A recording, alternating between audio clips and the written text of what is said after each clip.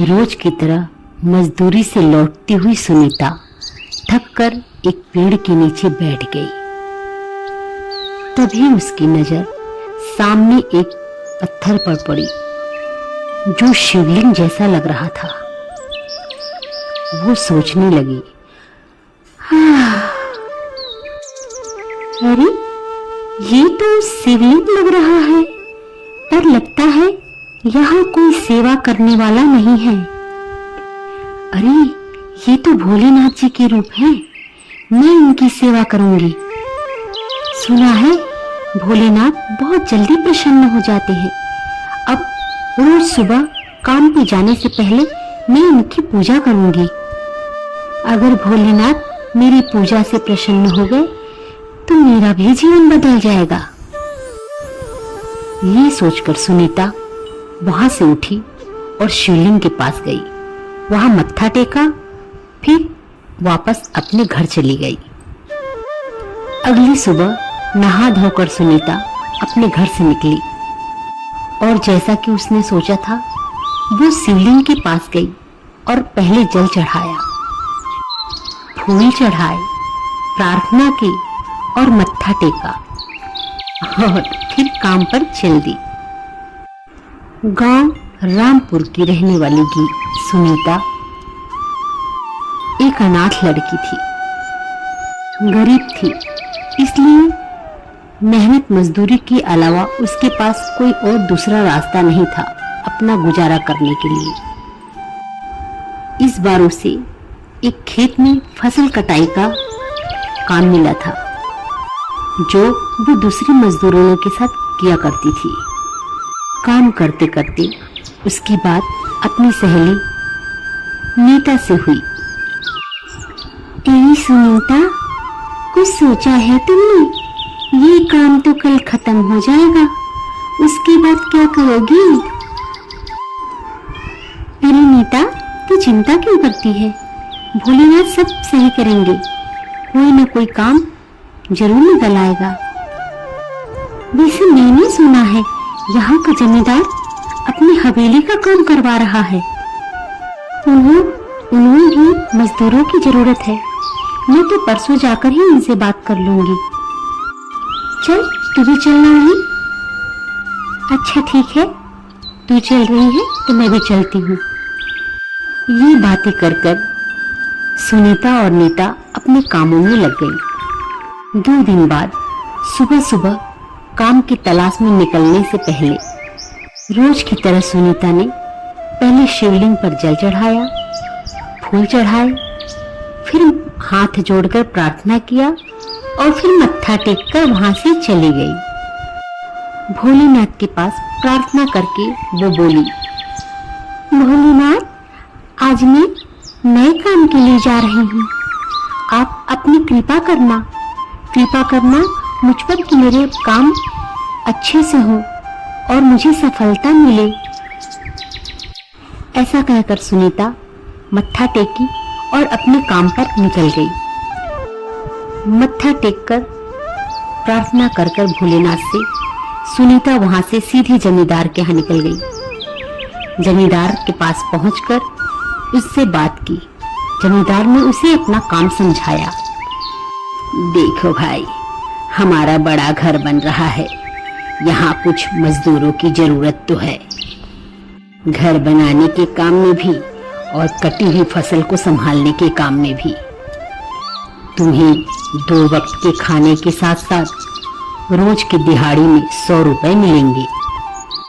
पर हाँ, काम बड़ी ईमानदारी से करना होगा। जी सरकार, मैं पूरी ईमानदारी से और पूरी मेहनत के साथ आपका काम करूंगी। जमींदार ने सुनीता को काम पर रख लिया। सुनीता अपनी सहेली नीता और दूसरे मजदूरों के साथ काम पर लग गई। कभी ईंटें उठाना, कभी गारा मिट्टी मिलाना, कभी गोदाम में जाकर फसलों को ठीक से रखना। कई दिनों तक ऐसे ही काम चलता रहा। सुनीता बहुत खुश थी कि खाने को तो मिल ही रहा है और जब काम खत्म होगा तो इकट्ठे उसे बहुत सारे पैसे भी मिलेंगे। जिससे वो कुछ काम कर पाएगी। वो ये खुशी अपने भोले बाबा से भी बताती है। भोलेनाथ, आपने मुझे बहुत अच्छा काम बताया है। आपकी कृपा से मुझे बहुत अच्छा काम मिला है भोले बाबा। अब मैं बहुत मेहनत करूंगी और जब इकट्ठे पैसे मिलेंगे, मैंने सोच लिया है मुझे क्या करना है। जो पैसे मिलेंगे मुझे, मैं सबसे पहले अपने घर की छत बनवाऊंगी और बाकी सब पैसे मैं संभाल कर रखूंगी। कहीं आगे जाकर कोई काम ना मिला तो कम से कम अपना ही कुछ काम कर लूंगी। मेरी माँ भी सब्जियां बेचा करती थी, तो मैं भी वही कर लूंगी। बस बाबा, आप ऐसे ही अपनी कृपा बनाए रखना मुझ पर। जय भोलेनाथ। ये कहकर सुनीता शिवलिंग के आगे अपना मत्था टेका और फिर अपने काम पर चली गई। आखिर एक दिन काम खत्म हो ही गया। उस दिन सुनीता बहुत खुश थी। आखिर उससे ढेर सारे पैसे जो मिलने वाले थे। सुनीता अपनी सहेली से बात करती है। नीता, पूरे 40 दिन हो गए हैं हम लोग को यहाँ काम करते हुए। दिहाड़े के हिसाब से रोज हमारे 100 रुपये होते हैं। उसका मतलब हमारे पूरे 4000 रुपये हो गए। अरे हाँ सुनीता, जब पैसे मिल जाए तो उसे संभाल कर रखना। मुसीबत के समय काम आएंगे वो पैसे। काम खत्म होते ही जब सुनीता और नीता जमींदार के पास अपने पैसे मांगने जाती हैं, पैसे मांगने पहुंचने पर जमींदार गुस्से से लाल हो गया और उसने कहा, क्या? कैसे पैसे? मजदूरी के पैसे सरकार। सरकार, आपने काम पे रखते वक्त कहा था कि तुम्हें रोज का खाना मिलेगा और दिहाड़े के हिसाब से रोज के दिन 100 रुपए मिलेंगे। वही पैसे सरकार। अरे लड़की, क्या बकवास कर रही है? मैंने ऐसा कब कहा? मैंने तो सिर्फ इतना ही कहा था कि मजदूरी का काम है और तुम दिन भर काम करोगी, मेरी तरफ से 2 वक्त के खाने मिलेंगे। बस इतना ही कहा था मैंने। तुमने मजदूरी की 40 दिन, मैंने 40 दिन, दोनों टाइम का खाना दिया। बस हिसाब बराबर। अब चलो निकलो यहाँ से। अगली बार कोई काम होगा तो आदमी भेजकर बुलवा लूंगा तुम लोग को। नहीं सरकार, आपने कहा था कि रोज के खाना मिलेगा दोनों टाइम का और दिहाड़े के हिसाब से रोज मजदूरी में 100 रुपए मिलेंगे। आपको यकीन ना हो तो आप नीता से भी पूछ लीजिए। सरकार। अरे मुझे क्या दूध पीता बच्चा समझा है? साथ में इसे भी सिखा पढ़ा कर लेकर आई है। मैं क्या तुम जैसे औरतों की चालाकी नहीं समझता? पहले तो दोनों टाइम का पेट भर भर के खाना खाया, अब चालाकी से मुझसे पैसे भी हटना चाहते हो तुम लोग। चलो निकलो यहाँ से। कहीं ऐसा ना हो कि मुझे गुस्सा आ जाए और मैं कुछ कर बैठूं। चलो भागो यहाँ से। नीता और सुनीता को समझ में आ गया था कि अब ये इंसान पैसे नहीं देने वाला। अब यहाँ से चलने में ही भलाई है। नीता और सुनीता दोनों अपनी आंखों में आंसू भरे वहां से निकल गए। सुनीता अपने घर चारपाई पर लेटे लेटे अपनी टूटी हुई छत को देख रही थी। उसकी आंखों में आंसू थे।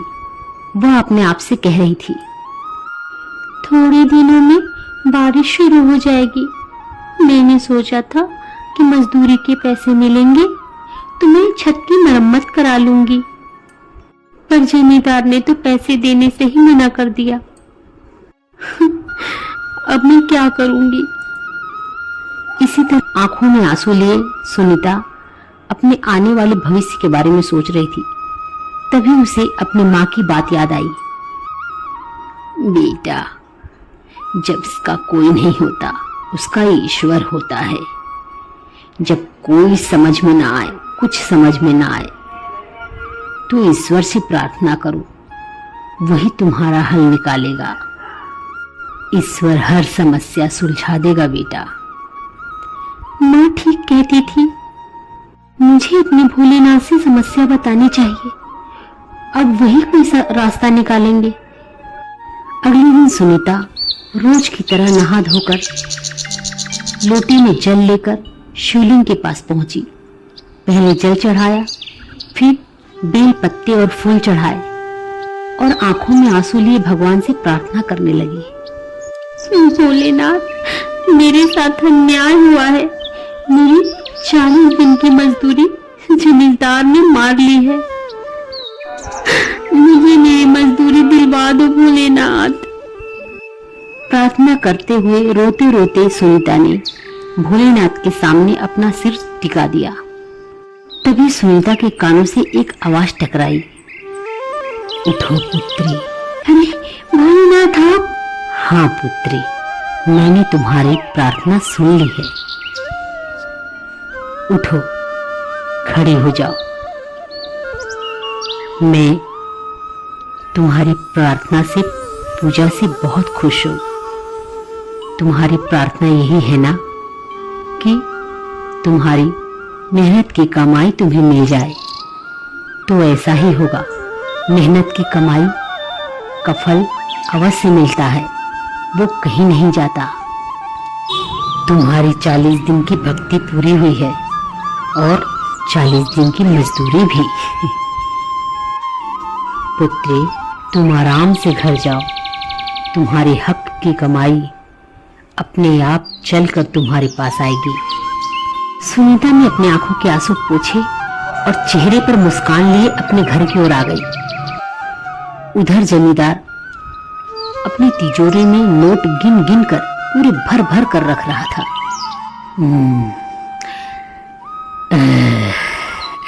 अरे भाई, एक गट्टी और हो गई।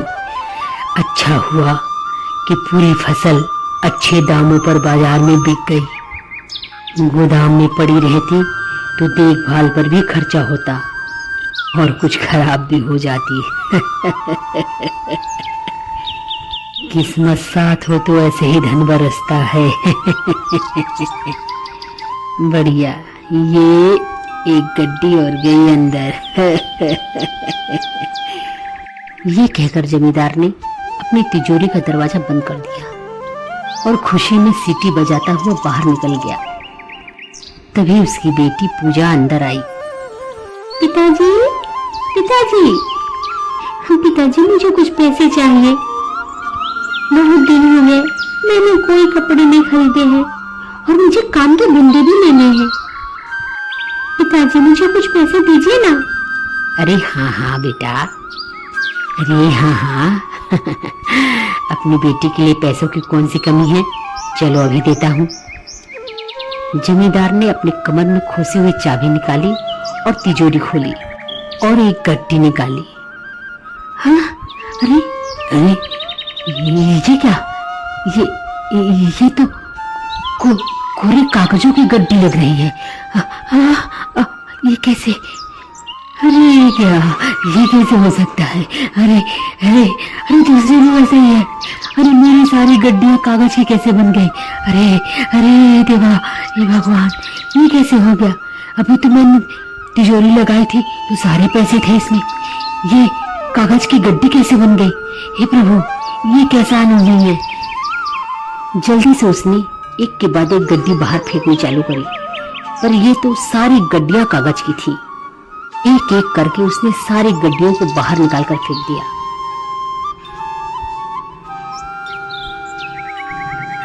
कमरे में चारों ओर सफेद कागज के टुकड़े फैल गए।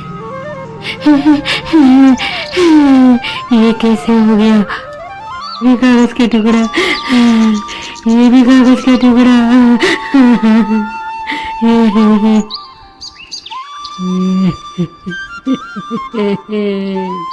ये मेरे साथ क्या हो गया?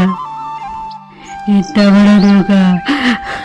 मैं तो बर्बाद हो गया, मैं तो बर्बाद हो गया। ये क्या पिताजी, आपकी तिजोरी में नोटों की जगह ये सफेद कागज के टुकड़े क्या कर रहे हैं?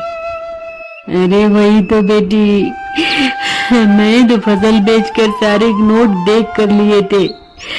मेरे साथ धोखा हुआ है। सारे पैसे मिट्टी हो गए बेटी। न जाने कैसे मेरे सारे पैसे कागज के टुकड़े में बदल गए बेटी।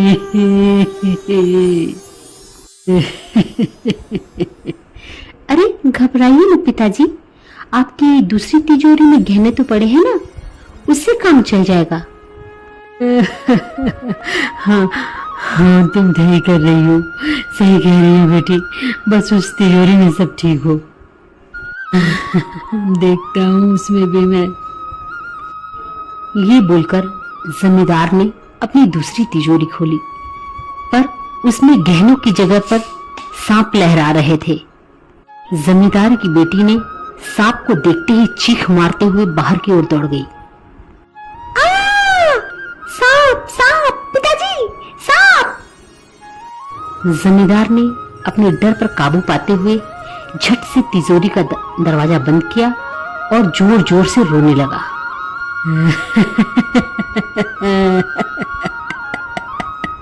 ये क्या हुआ? मेरा सारा सोना, मेरा पैसा क्या हो गया? मैं बर्बाद हो गया, मैं बर्बाद हो गया। मेरे सारे गहने जेवर कहाँ गए? ये सांप कैसे बन गए? ये क्या हो गया? मैं तो गई गनरा।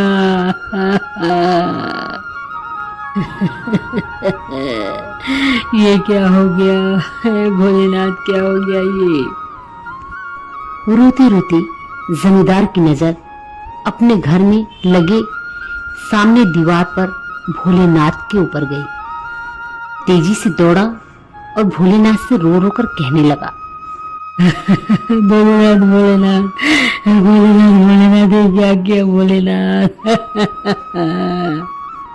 मैं तो पूरी तरह बर्बाद हो गया। अपने भक्त के साथ ऐसा करना आपको शोभा देता है क्या?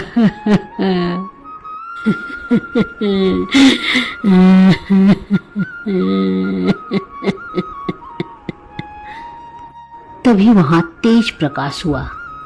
जमींदार ने देखा कि वहां साक्षात भोलेनाथ प्रकट हो गए हैं। और तुमने जो सुनीता, नीता और बाकी दूसरी मजदूरों के साथ किया, वैसा भी कोई करता है क्या? दूसरों का हक मारकर कभी कोई नहीं पनपता जमींदार। उसके सारे पैसे किसी न किसी रूप में पानी में बह जाते हैं, उसके काम नहीं आते। मुझसे बहुत बड़ी भूल हो गई भोलेनाथ। अब आदेश दे, अब आदेश दे, आप जैसा कहोगे मैं वैसा करूंगा। तो फिर सारे मजदूरों को उनका हक दो। जितने पैसे देने के वादे किए थे तुमने, उनको मजदूरी के रूप में उतने पैसे दे दो। और पूरे गांव में एक लंगर की भी व्यवस्था करो। अगर कभी किसी मजदूर के पास खाने को भोजन ना हो तो वो वहां उस लंगर में खा ही लेगा। ऐसा ही होगा भोलेनाथ, ऐसा ही होगा। तो जाओ देखो, तिजोरी खोलो, तुम्हारा धन पहले जैसा हो गया है। ये सुनते ही जमींदार ने जमीन पर पड़े कागज के टुकड़ों की तरफ देखा। वो सब पहले की तरह नोट बन चुके थे। उसने जल्दी से सारे नोट उठाए और फिर से तिजोरी में डाल दिए। और जैसे ही दूसरी तिजोरी खोला, उसमें देखा पहले की तरह जेवर भरे हुए थे। जमींदार ने सुनीता और दूसरे मजदूरों को बुलाकर उनकी मजदूरी दी और गांव में एक लंगर की भी व्यवस्था की। पिता ने उस पैसों से अपने छत की मरम्मत करवा ली और सब्जी का एक ठेला भी तैयार कर लिया। अब तो सुनीता रोज सब्जी का ठेला बाहर बेचने ले जाने से पहले रोज शिवलिंग की पूजा करती, उस पर एक सब्जी चढ़ाती और फिर वहां से सब्जी बेचने के लिए निकल जाती। हे भोलेनाथ, मेरी अच्छी कमाई करवाना और मुझे आशीर्वाद देना कि मेरी कमाई में बरकत हो। इस तरह वो प्रार्थना करके सब्जी बेचने के लिए चल देती। सब्जी ले लो सब्जी, ताजा हरी हरी सब्जी। इस तरह सुनीता के जीवन की नैया खुद भोलेनाथ ने संभाल ली। जो भी भोलेनाथ के शरण जाता है, भोलेनाथ उस पर सदैव अपनी कृपा बनाते हैं। हर हर महादेव।